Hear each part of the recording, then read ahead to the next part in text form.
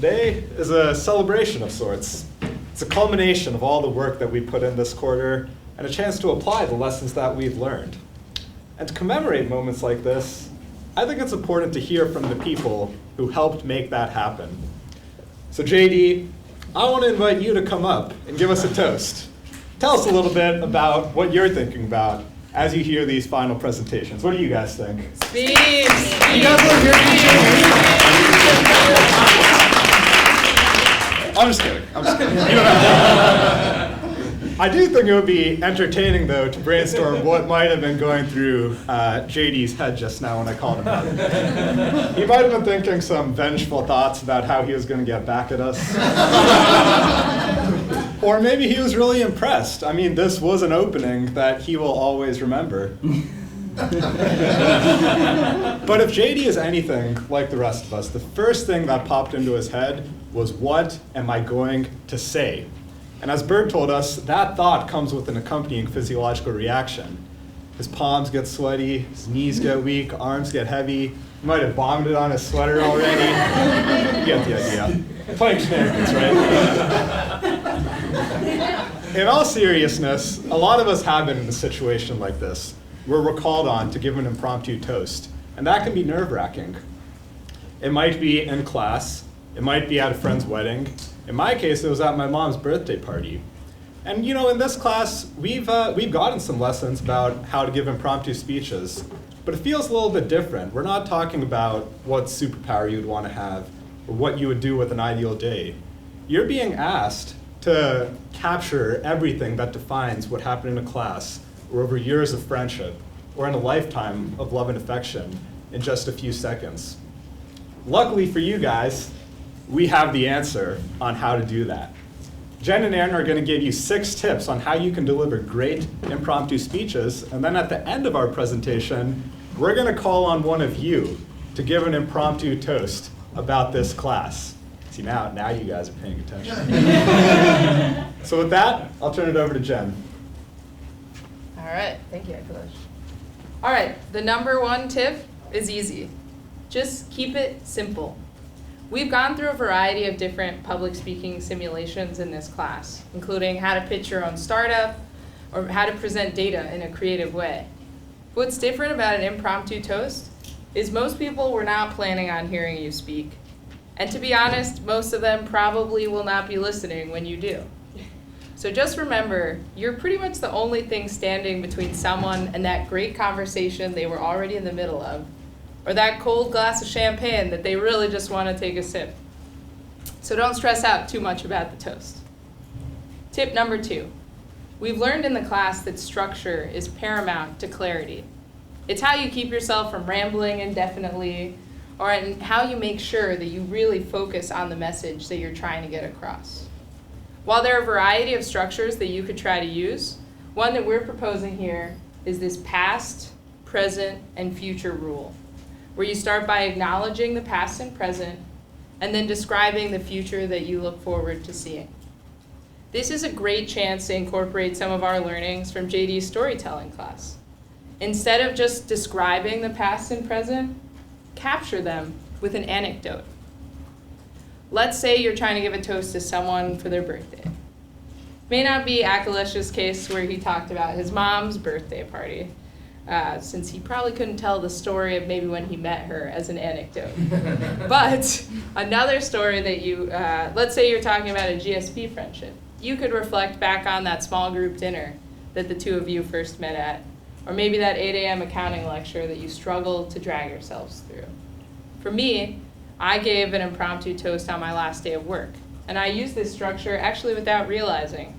I talked about my first day on the job and how nervous I was to prove myself to my teammates.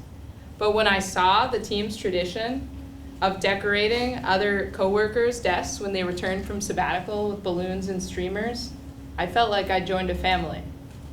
I closed by talking about the future that I hope to create, one in which there was that same feeling of family on my teams and in my organization.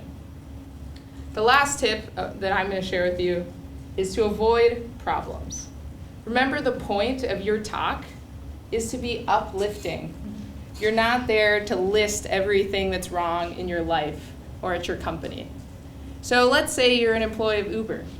If you're giving a toast at a company party, do not start by saying, well, after a year marked by the forced departure of our CEO, several sexual harassment scandals, and a lawsuit by Google, I think things are finally starting to look up here. Instead, even if it's been a terrible year, try to refer to it in a neutral or ambiguous way. So instead, you could lead with something like, well, it's been quite a year. It may feel a little bit disingenuous to do this, but remember, the point of your toast is not to solve or dissect problems. Thanks, Jen. The next 3 lessons are focus on the people, use humor appropriately, and smile, relax. Your audience is expecting a good story from you with the toast of honor as the leading character. So give your audience what they want. Whether that be an embarrassing story, a funny story, or a touchy story, it's easy to tell someone else's story. And let's be honest, you can get away from that 5,000 spotlight that's shining on you.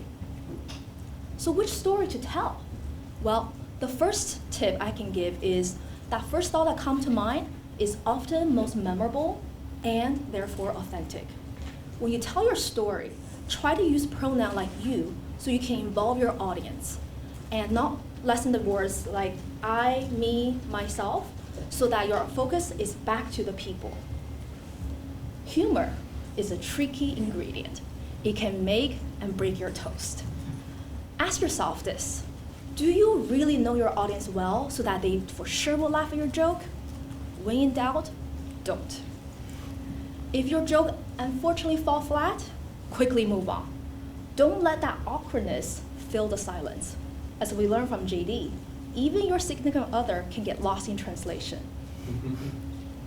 Last, relax your body and facial expression. When you are nervous and tense, your audience feel it too, and they get discomfortable. So my personal tip is gather as much time as you can before coming up here and speak so you can gather your thoughts. And think of something that's funny in your head, so bring a natural smile to you. And for me, I think these 2 little guys. Now, when you are up here, one thing to remember is what we learned from Matt, which is his book, Speaking Up Without Freaking Out. Don't think you are performing for the audience. Instead, reframe your mind and think of this as having a conversation. And JD taught us how. Interact with your audience, such as asking a question. For example, Alessandro, now that you have heard our presentation, would you please come up here and give a toast? All right, well, someone has to. Akhilesh already mentioned this. I will have to pick someone from one of you guys. So, who should I pick? Dionicio.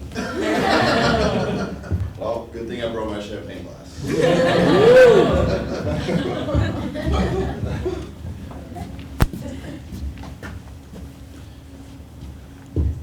So, as we wrap up the quarter, let's take a moment and appreciate the journey that we have been on. From the benchmark presentation, where Lee showed off his basketball skills and ended the story by proposing to his wife, to the midterm presentations, where Selhi showed off his passion for pool and brought his cue and showed us all how to use it. From impromptu exercises to frantically waking up on Fridays, not knowing where class is going to be that day. We have come a long way since January.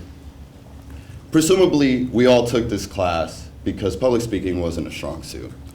But we can walk away a little bit more confident that we have a strong foundation to give a speech in front of a large crowd. What I am most grateful for are the strong bonds that we formed within our cohort. We have shared our stories, memories, our passions with each other. We have built each other to be the public speakers that we are today by being present at every single exercise and constantly giving each other feedback. But what I'm gonna miss the most is Bert's contagious laughter. Seriously though, even if no one else in the class laughs at your joke, you know you're gonna get Bert's moral support laughter.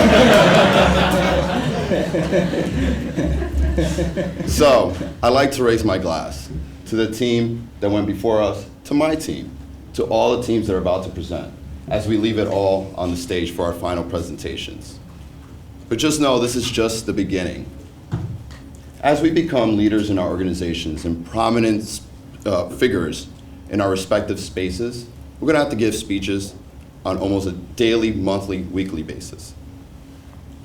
If you're ever brave enough to give a TED Talk on a vulnerable topic like JD did, just know that your 315 family will be here to constantly give you feedback so you ace that presentation. And most importantly, your 315 family will be here to support you in any single one of your public speaking endeavors. So thank you, JD, Bert, and Allison, for a fulfilling and engaging quarter. Cheers. Cheers. Cheers.